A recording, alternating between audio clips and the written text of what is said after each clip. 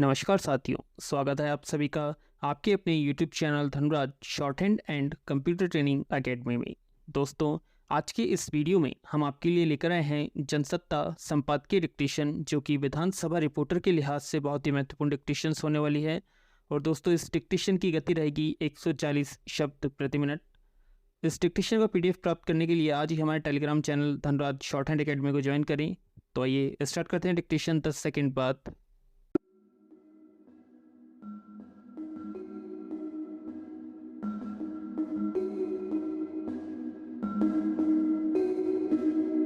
Start. Bharat को लेकर पाकिस्तान का असुरक्षा बोध अक्सर सामने आता रहता है। इसी वजह से वह भारत के खिलाफ नाहक बयानबाजी से लेकर तथ्यहीन प्रचार तक करने से बाज नहीं आता। विडंबना यह है कि जिन खेलों को देश के बीच संबंधों में सौहार्द लाने और इसके जरिए सुधार की उम्मीद माना जाता रहा है, पाकिस्तान उनमें भी नाहक और अपरिपक्व जिद का प्रदर्शन करने लगा है। गौरतलब है कि इस साल भारत की मेजबानी में खेले जाने वाले एक दिवसीय क्रिकेट विश्व कप मैचों का कार्यक्रम मंगलवार को जारी किया गया था। अंतर्राष्ट्रीय क्रिकेट परिषद यानी ICC और भारतीय क्रिकेट कंट्रोल बोर्ड यानी BCCI की ओर से कार्यक्रम के बाद पाकिस्तान क्रिकेट बोर्ड यानी PCB ने अफगानिस्तान के खिलाफ अपने मैच को चेन्नई से बेंगलुरु और ऑस्ट्रेलिया से अपने मैच को बेंगलुरु से चेन्नई में पुनर्निर्धारित करने के लिए कहा था। माना जाता है कि चेन्नई में निर्धारित मैदान की पिच स्पिनरों के लिए मददगार होती है। पाकिस्तान टीम प्रबंधन को यह डर था कि अगर उस मैदान पर शानदार स्पिन गेंदबाजों से लैस अफगानिस्तान टीम से उसका सामना होता है तो उसे नुकसान हो सकता है। पैरा ऐसा लगता है कि पाकिस्तान की हठ धर्मिता एक विचित्र रूप में सामने आ रही है और इसकी वजह से वह एक अंतर्राष्ट्रीय खेल प्रतियोगिता में अपने मुताबिक जगह बदलने जैसी हास्यास्पद मांग करने से नहीं हिचक रहा है। जाहिर है यह ऐसी मांग थी जिसे केवल बचकाना और नाहक भय का नतीजा कहा जा सकता था। यह बेवजह नहीं है कि मैचों के कार्यक्रम और स्थलों पर पाकिस्तान क्रिकेट बोर्ड की ओर से उठाई गई तमाम आपत्तियों को ICC ने खारिज कर दिया। यह एक तरह से पाकिस्तान की दोहरी फजीहत है, जिसमें उसके भीतर का डर भी सामने आया। अपनी टीम की क्षमता में सुधार और उसे किसी भी मैदान पर सामना करके जीतने लायक बनाने के बजाय पिच की वजह से स्थल बदलने की मांग उसकी सीमा को ही दर्शाती है।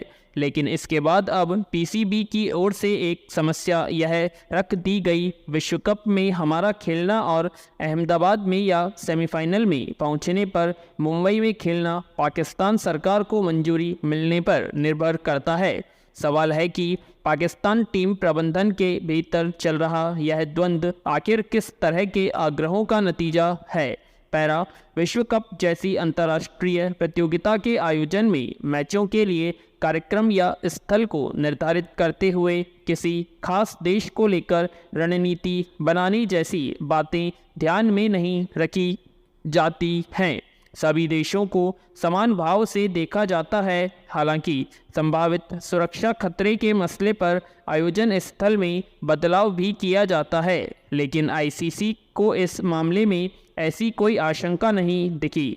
अपने साथ होने वाले मैचों में जिन स्थलों पर पाकिस्तान को आपत्ति हो रही थी, वहां अगर वह नहीं होता तो किसी न किसी टीम को होना ही था। लेकिन पाकिस्तान की समस्या यह है कि उसे भारत की मेजबानी में हो रही प्रतियोगिता में हारना पसंद नहीं है, इसलिए वह किसी खास पिच पर खेलने से हिचक रहा है। यह अपनी ही कमजोरी को सार्वजनिक करना है। दरअसल पाकिस्तान टीम के इस द्वंद्व पर भारत के साथ पाकिस्तान के तनावपूर्ण और उतार चढ़ाव से भरे संबंधों की भी छाया है, लेकिन ज़रूरत इस बात की है कि पाकिस्तान को कम से कम खेलों की दुनिया को राजनीतिक स्थितियों से प्रभावित नहीं होने देना चाहिए। खेल प्रतियोगिता के आयोजन अलग अलग देशों से नागरिकों के बीच सौहार्द कायम करने का एक जरिया रहे हैं। इसमें राजनीतिक पूर्वाग्रहों को हावी नहीं होने देना चाहिए। पैरा गुजरात के सूरत जिले में अपनी पसंद के युवक से विवाह करने के बाद गुजर के भाई ने कर दी वह एक बार फिर झूठे सम्मान के नाम पर समाज में पल रहे विद्रूप को ही दर्शाता है। इस घटना ने फिर से इस जरूरत को रेखांकित किया है कि अर्थव्यवस्था से लेकर तमाम मोर्चे पर विकास के दावे के बीच सामाजिक स्तर पर कायम पूर्वाग्रहों दुराग्रहों को दूर करने के लिए बहुत कुछ किया जाना बाकी है। सूरत लिंबायत इलाके में एक युवती और उसके पड़ोस के युवक एक दूसरे को पसंद करते थे। लड़की के परिवार वालों की इच्छा के विरुद्ध दोनों ने आपसी सहमति से अदालत में विवाह कर लिया। हालांकि लड़के के परिवार के बीच इस संबंध को लेकर स्वीकार्यता थी और उन लोगों ने सामाजिक रीति रिवाज से विवाह समारोह का आयोजन किया था, लेकिन लड़की के रिश्ते के एक भाई ने समारोह के बीच जाकर उस पर चाकू से हमला कर दिया। खबरों के मुताबिक हत्या के आरोपी और लड़की के परिवार वालों को उसका जाति से बाहर विवाह करना नागवार गुजरा था। दरअसल सामाजिक आर्थिक हैसियत से बाहर किसी लड़की का अपनी पसंद के लड़के से विवाह और उस पर परिवार और समाज की ओर से मुखर आपत्ति ऐसा सवाल जो अमूमन हर स्तर पर विकास और आधुनिकता के बीच आज भी अक्सर बेहद अफसोसनाक शक्ल में उभर आता है। सरकार आए दिन सामाजिक कल्याण कार्यक्रमों की घोषणा करती है, समाज सुधार के प्रयास को लेकर भी दावे किए जाते रहते हैं, लेकिन सच यही है कि जाति और वर्ग के बीच सदियों से कायम एक त्रासद फाक को दूर करने अब तक कामयाबी नहीं मिल सकी है। आखिर क्या वजह है कि किसी व्यक्ति के भीतर स्त्रियों और अन्य परंपराओं को लेकर रूढ़ धारणाएं इस कदर गहरे बैठी होती हैं कि इसमें वह बदलाव स्वीकार नहीं कर पाता है।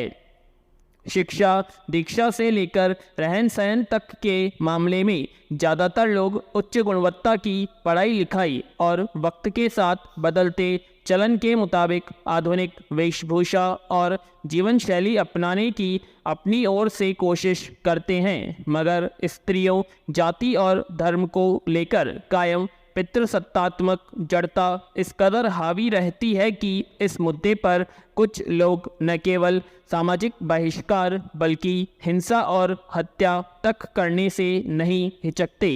पैरा किसी भी समाज के सभ्य और आधुनिक होने की कसौटी यही है कि वह किसी वयस्क युवा की पसंद या उनके अधिकारों का सम्मान करे, लेकिन ऐसा लगता है कि संवैधानिक या कानूनी तौर पर की गई व्यवस्थाओं के बावजूद समाज का एक बड़ा तबका आज भी मनोवैज्ञानिक रूप से न केवल विकृत रूढ़ियों से जकड़ा हुआ है बल्कि इनके प्रभाव में वह आपराधिक हरकत भी कर बैठता है। यह समझना मुश्किल है कि महज अपनी पसंद से विवाह करने पर किसी युवती की हत्या करने से किस तरह का सम्मान बच जाता है, बल्कि ऐसा करने से होता यही है कि झूठे सम्मान के नाम पर आवेश में आकर हत्या करने वाले लोग अपना बाकी जीवन ऐसे अपराध की सजा काटते हुए बिताते हैं।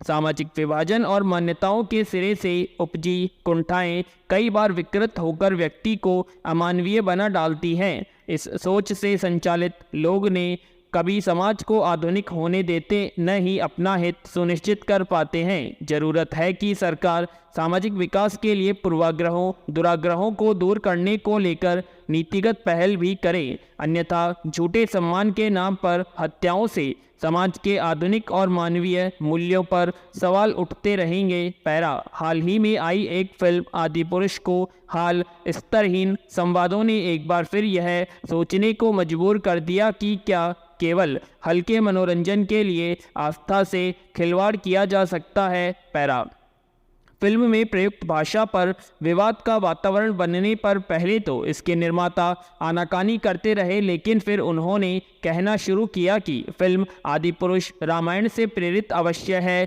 लेकिन रामायण पर आधारित नहीं है। इसके बाद भी विवाद नहीं थमा तो लेखक ने विवादित संवादों में संशोधन करने की घोषणा कर दी।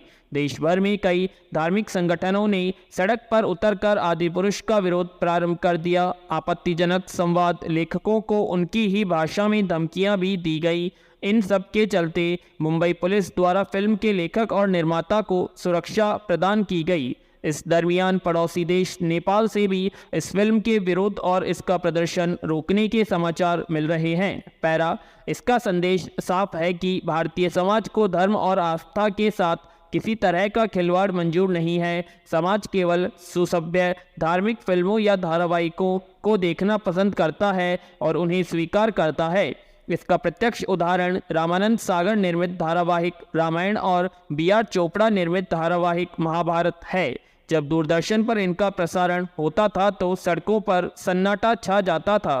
पूर्व में अनेक धार्मिक फिल्में भी प्रदर्शित हुई जिन्हें देखने के लिए लोग चप्पल जूते उतारकर सिनेमा हॉल में प्रवेश किया करते थे। आस्था आज भी उतनी ही मूल्यवान है। पूर्णविराम। आशा करते हैं आप सभी को डिक्टेशन पसंद आई होगी, तो प्लीज़ वीडियो को ज़्यादा से ज़्यादा लाइक करें, शेयर करें, कमेंट बॉक्स में कमेंट करें, चैनल को सब्सक्राइब करें और इस डिक्टेशन का PDF आपको हमारे Telegram channel Dhanraj short hand academy पर मिल जाएगा। आप वहाँ से इसका PDF भी डाउनलोड कर सकते हैं। और ऐसी और इंटरेस्टिंग वीडियो के लिए हमारे चैनल को आज ही सब्सक्राइब करें, बेल आइकन को प्रेस करें। धन्यवाद।